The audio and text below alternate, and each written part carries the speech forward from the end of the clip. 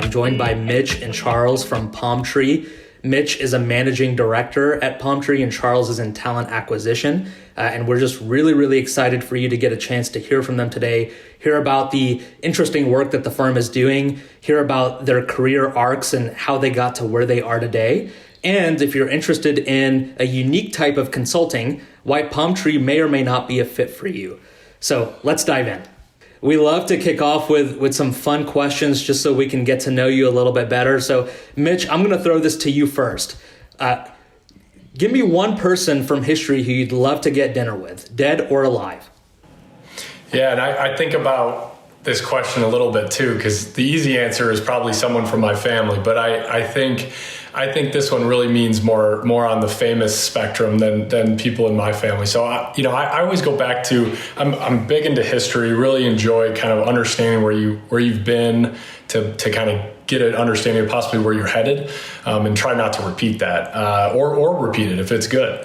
For me, it's maybe not one person in particular, but around the time of the signing of the Declaration of Independence, thinking about having a conversation with someone in that room, someone before being in that room, after being in that room, just a transformative time in this country's history, certainly in the world's history, and just the vision and the ability to pull that off in that time is just incredible to me, and would love to have been a fly on the wall and listen in.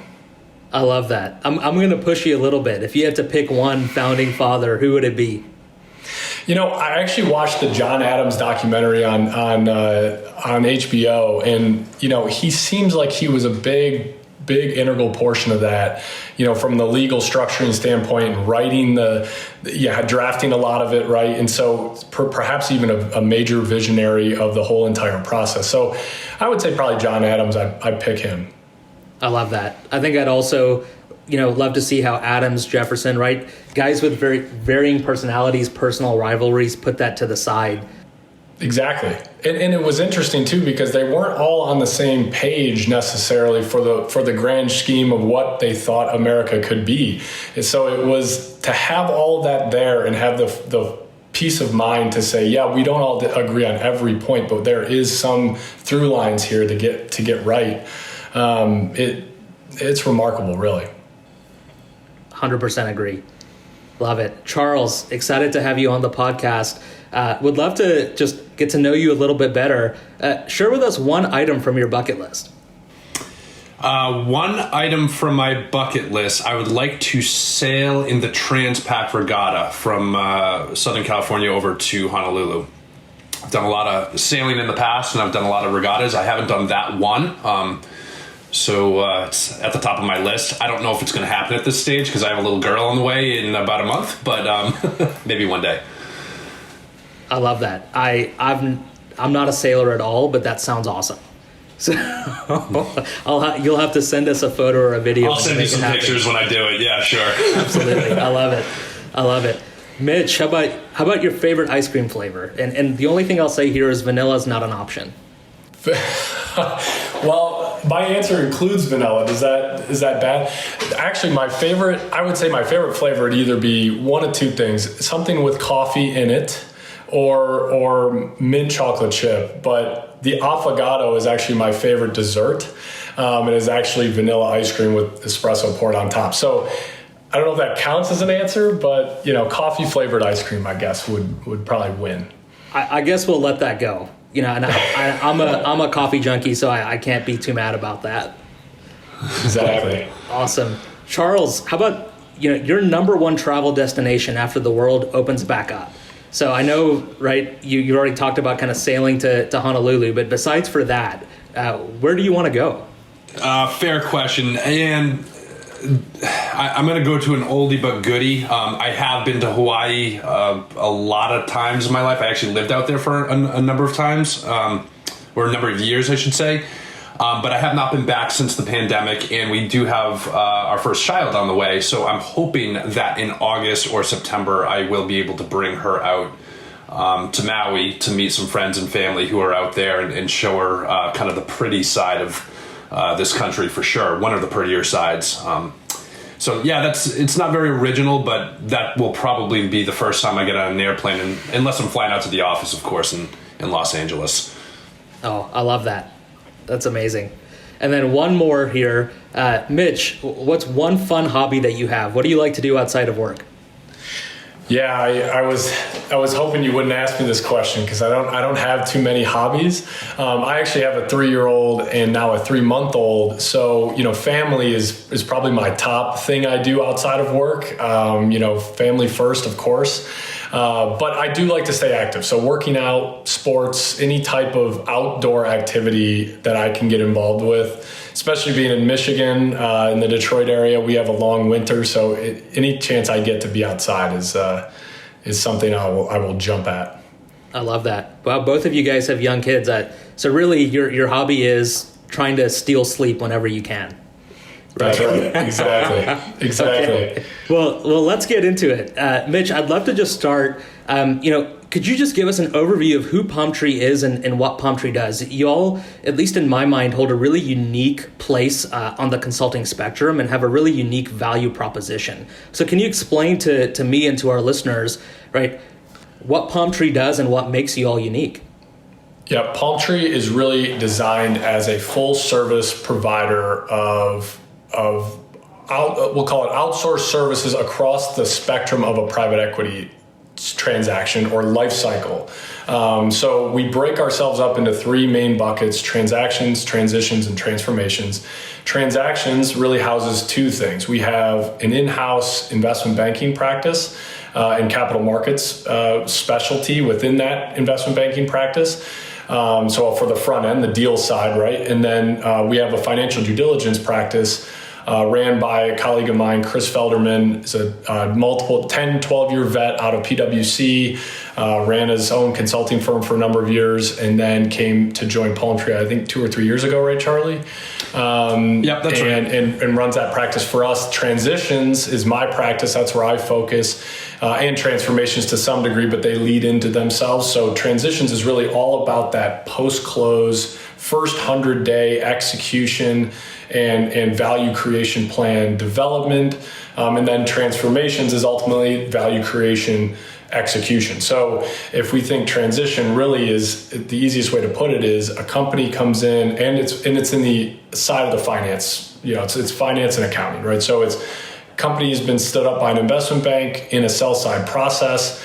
They are furnishing all the information. They're putting together nice summary charts, and when the company leaves the protection of that investment bank and goes under new ownership, especially in the middle market, a lot of that information flow falls off. A lot of the visibility drops off. And so we're here to come in and shepherd that company through that transitionary phase, because now private equity is asking a lot of new questions, want to see a lot of different data points, and we can help the team organize themselves to get that information stood up, get processes in place, and then help that management team even take time to recruit the right talent, let's say, if they don't have it on site. And then in the transformation side of the business, it's really more process oriented. So think working capital or cash flow management, in a more broader sense, things that drive ultimately enterprise value creation initiatives. So, cash flow improvement, cost reduction opportunities, those types of levers that private equity likes to pull. We are there to, help identify them in the transitionary phase and execute on them in the transformation phase. Amazing. That's really unique, the combination of, an IB function and advisory function inside of the same firm. So really you're a one-stop shop for private equity, huh? Well, that's right. That's the way we looked at it is there weren't many instances, and when you run a consulting practice, and this is where I came from in my previous life too, we had some M&A deal flow to be able to provide something other than just asking for consulting work. Is nice to be able to have that reciprocative type relationship, bringing in M&A deal flow, or, in the sense of the lender community, right? Bringing them opportunities on the capital raise side, because we certainly service, clients. Some of our clients are on the lending side as well. So. Absolutely. So Mitch, you mentioned a little bit about your background. Can you just walk us through, where you've come from and how you found your way to Palm Tree. Yeah, so I'm from a very small town in the west side of Michigan. I'm actually Kalamazoo is the bigger town that is probably someone might have heard of. Not my hometown is not a chance for that one. So I worked my way to Michigan State University, where being at Michigan State was an interesting time because we have done a lot of work around the business school since I've left. But when I was there, we certainly weren't a target school. We probably still aren't to some degree for consulting or investment banking. So what I did was, try to network my way into the academic arena to try and understand what programs were out there to help me get into what I ultimately wanted to do, which was investment banking. And so there was a group being formed when I joined there called the Financial Markets Institute, which was a subset of the finance program and accounting program at Michigan State directed at getting students into investment banking on Wall Street, in LA, Chicago, to some degree in the middle market. And so I started doing a bunch of research around what it all took to get into banking, what type of banking did I want to go into. And that really translated into the middle market for me, because the more learning I did about the middle market, the more I realized it was and probably, by the way, a precursor to why I'm in consulting now, but it's a very consultative approach to doing M&A advisory. And M&A is the path I chose, where you're dealing with companies that possibly don't have a forecast. They might not have GAAP compliant financial statements. So you're really having to kind of hold the hand of the management team or ownership in some respects. Could be a 100-year-old family owned business. This is one of the biggest moments in their lives. And you are not only talking them through this process, but also advising them at the same time. It's a little different than going bulge bracket, where you have, GE call and say, we're going to divest a portion of the business. They largely know what the valuation is. They know what the fee structure should be, and it's basically just an efficient transaction at that point. So I really like the idea of, being really consulting these clients through these big opportunities. So I took a job at Plant Moran's corporate finance group to do that for the middle market in the Detroit area, focused in the plastics and packaging space for a couple of years. And then I had the opportunity to join another firm in the Detroit area that was basically getting founded at that time. So there was probably 6 or so people. We grew it to about 25. And in that practice, there were multiple work streams. It was restructuring, banking, and what we called outsourced FP&A. But it was like an afterthought at the time. It was something we got calls for to come supplement certain diligence teams on private equity or post-close work, helping stand up budgets, forecasts, that kind of thing. And so about the 2013 timeframe, I realized that I was actually coming off of a 2-year assignment for that consulting practice. And I realized we were kind of missing an opportunity to build a business around this idea. And so that idea really was the post-close transition work that you see us doing at Palm Tree today. And so I put a marketing plan together, started networking it. I ran every deal from start to finish for 3 or 4 years, and built a team up around me. And then, ultimately took a look at the marketplace, looked at all the different ideas I had for growing my practice, and realized that I was going to have to make some significant capital investments or take on significant risk to gain, a financial due diligence practice or a more integrated investment banking practice. And Palm Tree had all those things. And I actually was, friends with Pardis through my network. He and I know each other. That's the founder of the firm. And we started talking really the week before the pandemic hit. And we used that time, a lot of people use that time different ways, but we used that time to strategically assess what me coming on to Palm Tree would look like. And we realized very quickly we were better off together than apart. I love that. And so Mitch and Charles, can you both just speak to how the pandemic has affected your business, if at all? From what I would expect, I would think that one of the second order effects of the pandemic would be that M&A activity is going to accelerate. Are you seeing that, and how has that affected your business? So what we experienced, I think, let's go back a year or so. even more than that, let's go back to like January of 2020. There was a lot of dry powder in the market, a lot of undeployed capital in the private equity space, a lot of money getting ready to be invested. Come March 15th, whatever you want to call it, pick your arbitrary date, the country shuts down, everything gets put on pause. And I think what we observed, at least at Palm Tree, was that our clients, the private equity firms, hit the pause button on deploying any of that capital. So what they did was they turned their efforts and their their thought process inward, looking at the portfolio that they already had established. The idea is they want to make sure that they're not going to lose an asset, right? We go into some sort of economic crisis. Nobody knows what's going to happen with this pandemic. Half the world didn't even know what a pandemic was. So they hit the pause button on new investments, double checked the health of their portfolios. Everything went on pause. Everything went on ice that was kind of underway.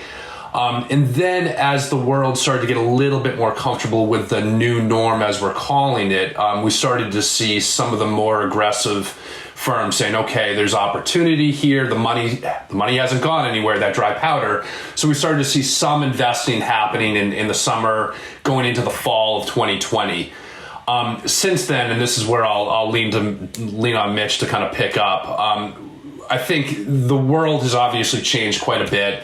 That dry powder still hasn't gone anywhere, but the level of comfort in terms of deploying it in actual new investments is starting to increase. And with that, we're seeing a lot of new engagements. We've seen a lot of buy-side financial due diligence work come through towards the latter half of Q4 in 2020, which is a good indication that people are starting to become comfortable with new investments. And then that translates into some of the transition work that Mitch has seen and keeping us incredibly busy. So how did I do there, Mitch? Close? Yeah, you did great. That's a good lead in. So yeah, I mean, the business was affected, right, during COVID, of course. I mean, the world stopped for 3 months, right? And so we watched that happen. We got through that piece of it. We came out on the other side of it busier than we were when we went in, which is interesting, right? You wouldn't really think that to end Q4 to be busier than you were at the beginning of the year. But we didn't see what we didn't see. We didn't see the China slowdown. We didn't see some of that. We didn't translate it, I should say, to why things were slower than what they should have been at that time. But to start off Q1, right? I just read a statistics the other day. There's $650 billion of U.S. M&A activity. In Q1 21, there was $250 billion of U.S. M&A activity in Q1 2020. Now, 2020 was cut off, in March 15th, let's say, or March. But still, I mean, that kind of a ramp up is significant. Fundraising was down in 2020, but it was just a delay. So it looks like fundraising could achieve a record year. I heard something in the neighborhood of $330 billion of additional capital to be raised by private equity in 21 alone, right? So if you think about that, that piece of it, and there's our clients specifically. We have some very large clients that are starting to do that big bulge bracket size deal, right? You saw a lot of add-on acquisitions happen in healthy sectors last year, but now you're starting to see the big platform acquisition come back. But I think that we may watch. It's going to be interesting because the amount of competition out there in the private equity space is significant, and having a strategy outside of just the old, buy and build or the buy and financial engineer and hope to hit your returns metrics, that legacy business model doesn't really work anymore. So we're seeing a lot of changes on that side of the house for sure. That 650 billion number is staggering. Staggering. Yeah. I was shocked actually, because there is some pent up demand in that number, right? Of course, but it's to me still almost 3 times what it was. The Q1 20 was a shock to me as well. So Charles, right? Activity's picking up. Palm Tree's busier than they were last year. Does this mean that hiring is also picking up? And if so, what does Palm Tree look for in its recruits? Fair question. Somewhat loaded question as well. I would say in general, yes, we are picking up hiring again for sure. we're doing so cautiously for a couple of reasons. First and foremost, it is difficult for us to hire directly into our mid-tier without actually training and kind of growing those folks from ground up. We tend to do most of our hiring at the junior tier, much like the big banks and other professional services firms like private equity firms. Teach the junior tier the way we do things and kind of teach them the Palm Tree way. So that's one obstacle is just the logistics of finding the right people. But we have found that, or at least I've observed in the last few months, that whereas candidates in those positions had been very reluctant to take the risk on moving, in other words, I have a job, we're in the middle of a global crisis, there is a pandemic, I don't want to ruffle feathers and make a change. Now those folks are starting to almost flip entirely, saying, look, there's opportunity out there. There are companies that are hungry for my talent. There are companies that might have more flexibility or better work-life balance or better culture, whatever it might be. So the actual candidate market is opening up quite a bit, which is super helpful. As we continue to add to our headcount, we're doing so mindfully, right? We don't want to just hire 100 people and kind of explode super quick and then collapse, the whole, fallen empire syndrome. Not what we're looking to do. Palm Tree, everyone at the firm is very, I would say, aware of our brand and what we're trying to do. The firm's been around for about 10 years, right? So we're established, but we're still very much entrepreneurial. And with that, the folks at the firm all want to see us succeed. So we're growing, we're doing so thoughtfully, we're doing so deliberately. So I wouldn't say we're exploding in terms of the amount of hiring we're doing, but it's definitely increased. Generally speaking, going to the second part of that question, we're in a tough position because we're a consulting firm, right? An advisory firm, but we're very, very, very hands-on, numbers oriented. So the folks that we have at the firm aren't necessarily just thinking about big picture strategy or operational improvements, or you need to have all that business sense, but you also need to really understand the ins and outs of finance and accounting, and you need to be able to put your hands on that and get into the weeds. Not only that, but be willing to dive into some of the messiest, ugliest situations you've ever seen. Mitch can attest to this better than I can, but kind of by virtue of dealing with, lower market, middle market, somewhere in between, a lot of our clients, shall I say, a lot of our clients' portfolio companies, they're privately held. They're not necessarily public companies, right?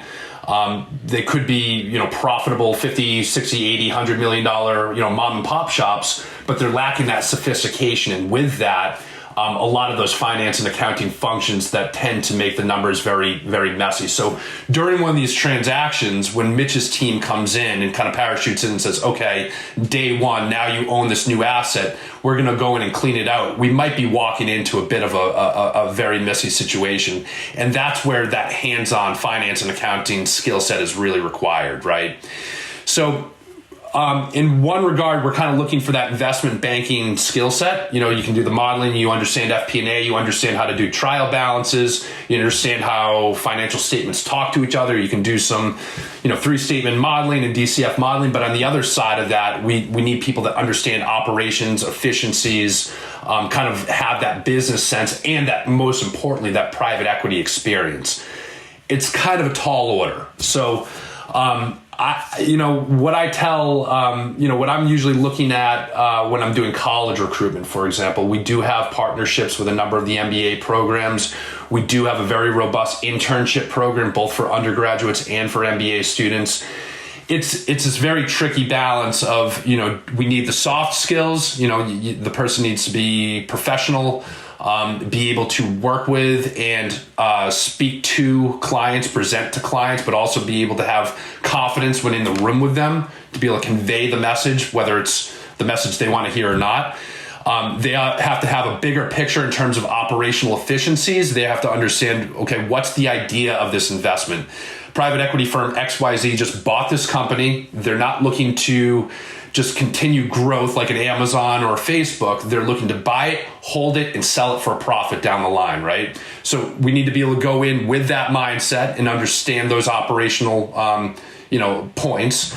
But then at the same time, you also have to have that hands-on finance and accounting skill set, right? So a lot of times if we're recruiting not directly from college campuses, we're looking at the Big Four or other professional firms, professional services firms like private equity firms. Again, it's not often that someone would want to leave private equity to go into consulting, but sometimes they do. Sometimes they want to change it up or have a different work-life balance for sure, or maybe they want to get more into the advisory side of it with less stake in the game, a little bit lower risk. So, in short, we're hiring. We are looking to add a number of folks to the headcount this year, mostly at the junior and the mid-tier, but as things kind of progress, we're also going to look into adding some of those more strategic senior folks as well. Yeah, I think, just to round that off a little bit. So we, for our addressable market is actually pretty large if you think about it. We do some small end add-on tuck-in acquisitions on the diligence side to some degree. We go larger there.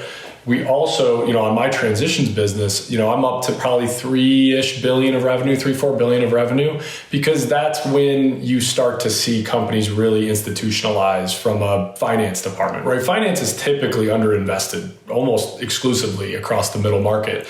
And so they don't have any technology. They're asked to do more than what they should be doing. They're understaffed.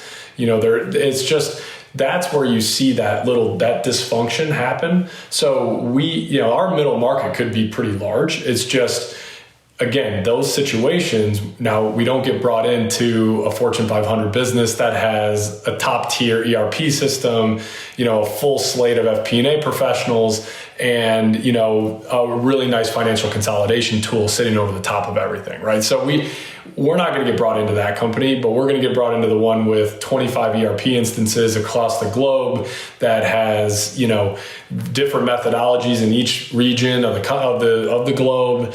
And we're going to have to go in and put everything around, put some organization around that, put some data and some dashboarding, some analytics. So heavy finance and accounting is critical. But some of the typical consulting mindset you need is, you have to be resourceful. You have to be able to think on your feet, right? You have to be presentable in the room. So, and we coach all that up as much as we can. But some of the kind of baseline finance and accounting stuff is what we try to seek out, especially for experienced hires.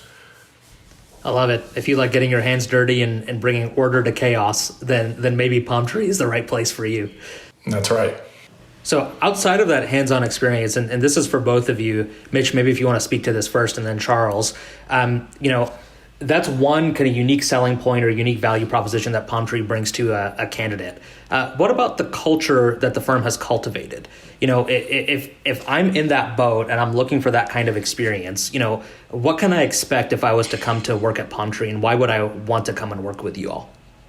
Yeah, absolutely. Perfect answer for me, right? Because I just joined relatively, I can't believe it's been 6 months already that I've been here, and I've done it all remotely. So I think you have to have an incredibly strong culture for that to come through in this remote environment.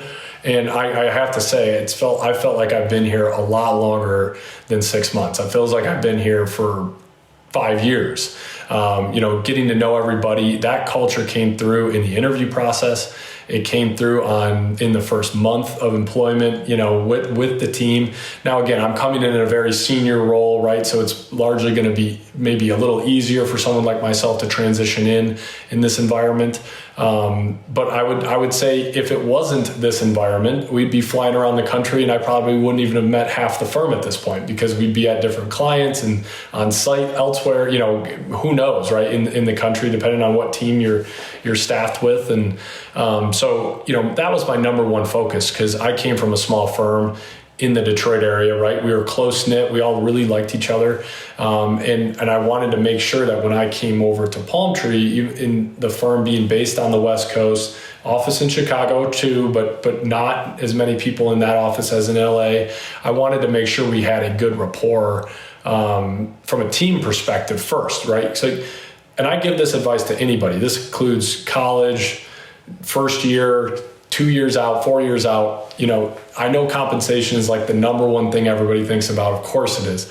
However, compensation will come, right? If you're motivated, if you like what you're doing, if you're incentivized to do well in that role, and you see a path forward in that role, compensation will take care of itself. Focus on the culture. You can't change that culture about, wherever you're going, right? If you like where you're at and you love where you work and you like the people that you work with, it makes every bit of difference in your overall mindset. A few extra dollars at the end of the month isn't going to make you much happier. That's my perspective. Charlie's been around a little longer than I have, so I'll have him give you the more established view. Yeah, I think, Mitch, you hit the nail on the head. The firm was largely built around culture as well, right? When Pardis, our firm's founder and still sitting president, founded the firm, he wanted to take the best available practices from Big Four, from management consulting, from investment banking, from private equity. He wanted to put all these skill sets under one roof. But he also wanted to do it in a way that was sustainable, and the way that he viewed that, first and foremost, he has to like the people that he's working with, and we have to like the people that we're working with. But that also trickles down into our clients. I think our clients really enjoy working with us. They know when they get Palm Tree, they get a certain personality type. Communicative, diligent, autonomous, easy to communicate with, easy to work with, friendly. That culture has been, kind of created, maintained, and we're continuing to foster that as we grow. And that's actually been the biggest challenge that I've had is, when I did join the team, they said, look, we want to scale up and make more of a national footprint. But we want to do that while also maintaining this culture that we have. And the culture that we have is, it's a lot easier to maintain when you're a firm of, 30, 40, 50 people than it is when you start hitting that 500, 600, 700 person mark. So that's kind of the tricky balance that we have going forward as we grow is how do we maintain this culture? And I think it's, largely through networking. A lot of the hires that we make, a lot of the best hires we make does come through either first, second, or even sometimes third degrees separation, network. But it's a good starting point rather than just accepting an application online. I would say Palm Tree's not alone in that we probably prioritize most of our hires through our network. Because you can speak to it. I think that's right. I will tell anybody this who will listen. I will hire you for a culture fit over a technical fit every day of the week. I can teach you anything that I want you to learn, that you want to learn. We will put you in that position to succeed. And we will give you the training. Palm Tree's investing in detailed modeling analytics training for their new hires, even current staff. We can train you on the technicals. Being a personality fit is critical. I love where this conversation has gone because we have a lot of students and young professionals that listen to the podcast, and we've talked about, hey, compensation isn't king, right? Networking is key. Could you each just, share one other kind of best piece of advice that you would have either for your younger self or for a young professional today who's just starting out their consulting career? Yeah, for just getting started, look, I think the number one thing, I probably did too much of this, right? But the number one thing I say is put your head down and work, right? Work and absorb, though. That's the difference. Is where I did a lot of undergrad, working hard in school, and then maybe even my first year of banking, working really hard, but I wasn't doing a ton of absorbing what I was doing. Ask questions, understand why, get to the other side of the task at hand so that you can build upon it, right? So, but you have to get the reps to start doing that. So get as many reps as you can get get as deep into those reps as you can, ask good questions. But that's the one thing that's important to me, is that just no egos, check the egos at the door. We know you're successful in your college past. We know you're successful in your past career. We also want you to be successful at Palm Tree, but I want you to come in and say, I want to learn everything there is to learn about this. And then then it'll just be merit-based as we go. I mean, we are, that's the one thing I will say about Palm Tree is that full meritocracy approach to talent. And if you're good, you're going to be moved up the chain very fast. And if, and that's just how it works. So, but it takes reps, it takes experience, and it does take a little bit of time, unfortunately, to get those. I know everybody wants everything right now, but believe me, it's worth it. If you sit through those reps and you absorb them and you take them and build upon them, you're going to be in a much better position faster in your career than you would be without that. And I think just to expand on that a little bit, the humility of recognizing where you are in your career, and that, the idea of overlooking the bottom line, the comp, to find the path that you need to take to get to where you want in your career. So, I speak to a lot of students who are recruiting for their summer internships, and it becomes apparent to me that they really are just chasing the highest paying internship. In my opinion, that's not necessarily the best way to go about it, because the internship, is just a gateway into your career. So you should be chasing the experience, and the compensation should be a kind of a side factor. Yeah, and my, look, if consulting is where you want to be long term, right? Long term, you need to start thinking about what next steps do I need to take in the career, right? So you start to look at the next level up. What are the things they're doing that I'm not doing? And it goes so far as to, I remember when I was executing deals fully from start to finish, taking a break, going out, networking with folks, coming back to the office, just to start to build the network to potentially be at that managing director level where I'm selling work and I'm bringing clients in, right? It goes it goes all the way up your career on things that you could be doing more of potentially, if that's ultimately where you want to be. Right now, again, if you need to hit we know Palm Tree's probably not the last stop for everybody, right? Which is completely fine.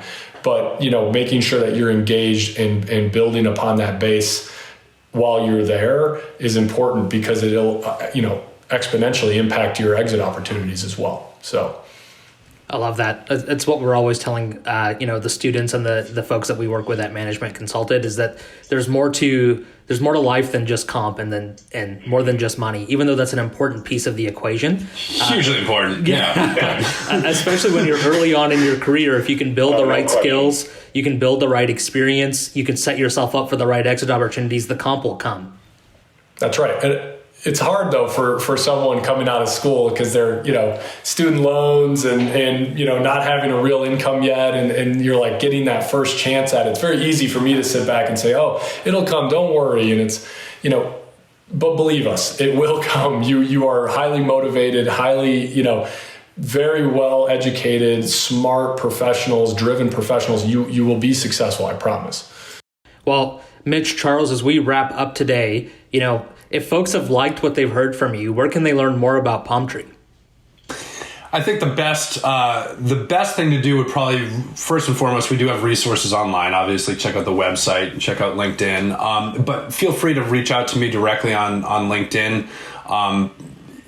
The folks at the firm, my colleagues, my Palm Tree family, everyone's very open to, chatting with people who are interested in joining Palm Tree or learning about it. But you got to remember, the billable staff, the Mitchs, everyone else at the firm, they are quite busy. Whereas my job is, quite frankly, this. It's to be accessible and to, chat with students or, tenured professionals, whoever it might be, who's either interested in joining Palm Tree or interested in leveraging our services. So feel free to reach out. I'm very accessible on LinkedIn.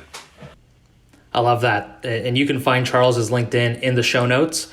Well, Mitch, Charles, it was a pleasure to speak to you today. Thanks for joining Strategy Simplified. I enjoyed our conversation, enjoyed learning more about Palm Tree and about the work that you all are doing. Thanks so much.